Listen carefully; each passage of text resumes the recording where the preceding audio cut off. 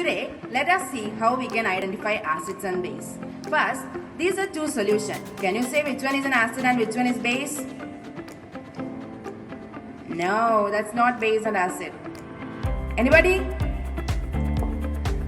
No, you cannot say which one is an acid and base directly. This is a base and that is an acid.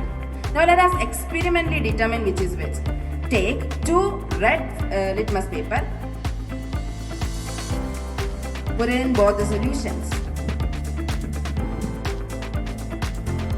Here you can see that the red litmus paper in base turned to blue, but the red litmus paper in acid remained as such. So we can see that red litmus paper in base turned blue. Now let us determine acid. Take two blue litmus paper. Put it in both the solution. Here, the blue litmus paper in acid turned red and the blue litmus paper in base remained as such. So let's conclude. Blue litmus paper in acid turns red, whereas the red litmus paper in base turned blue. Now let me show you something interesting. This is phenolphthalein, another acid-base indicator. Let's put phenolphthalein into base.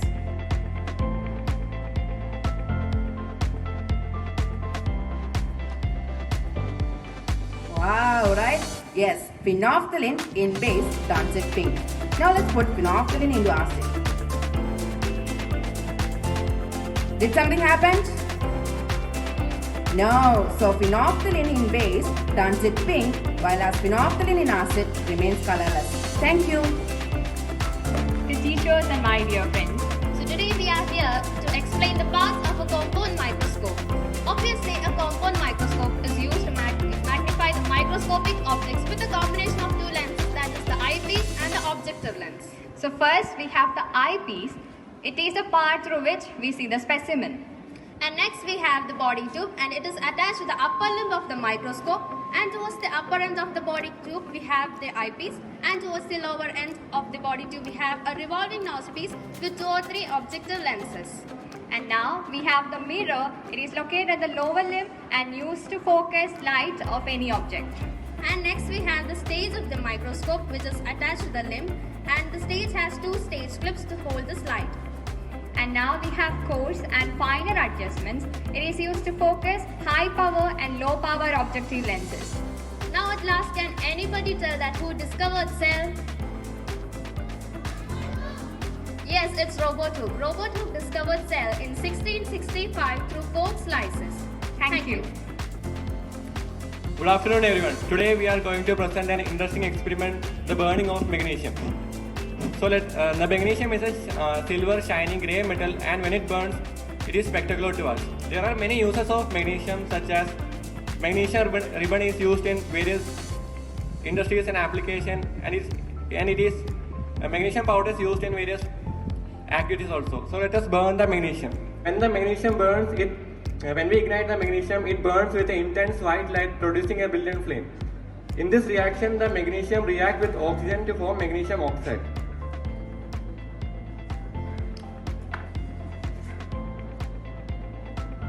The magnesium burns with intense white light and produces a brilliant flash. The ash which is formed after the burning of magnesium is known as magnesium oxide. So let us check the pH of the solution and check the pH. So do you know what is this? This is a pH paper. pH paper is also known as litmus paper, which is used to measure the acidity or basicity of a solution. So let us dip the pH paper to the solution. The pH turned to blue color. So we can say that the magnesium solution is a basic in nature. Thank you. Present here. This is a periscope.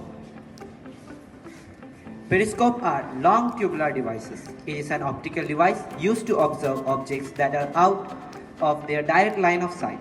It typically consists of a tube with a mirror or prism at each end, set parallel to each other at a 45-degree angle.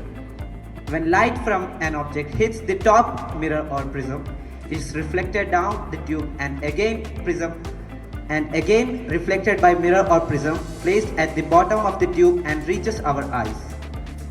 It is based on the laws of reflection, that is, angle of incidence is equal to angle of reflection, and incident ray, normal and reflected ray all lie on the same plane. Here are some applications of periscope. Periscopes are used to observe from hiding positions and to inspect the surrounding area. Periscopes were also used by soldiers during World War I who used to hide in bunkers. Armed vehicles and war tanks use periscope to detect enemies from the surrounding area. Thank you and have a nice day ahead. Let's talk about a very fascinating element which plays a vital role in our life, carbon. Carbon is the building block of life. It is in the food we eat, the air we breathe, and the clothes we wear. Without carbon, life is not possible. This simple yet extraordinary element forms backbone for countless compounds. The atomic number of carbon is 6. It means that it has 6 protons in its nucleus. The valency of carbon is 4. It makes carbon so special that it can share its 4 electrons to form countless compounds. This ability of carbon to form countless compounds makes carbon so special. Thank you.